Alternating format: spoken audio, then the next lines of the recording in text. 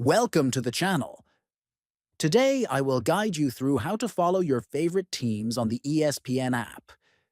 If you enjoy staying updated on sports scores, news, and alerts, this video will show you exactly how to set up your preferences. First, open the ESPN app on your phone.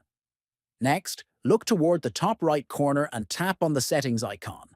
Next, click on Preferences and Alerts to customize your notifications.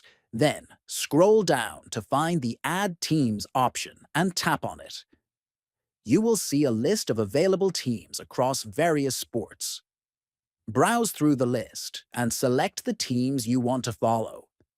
By adjusting your preferences and adding teams, you ensure that you receive timely updates. Make sure to subscribe to the channel, like this video, and share it with others who want to stay on top of sports news. Thanks for watching.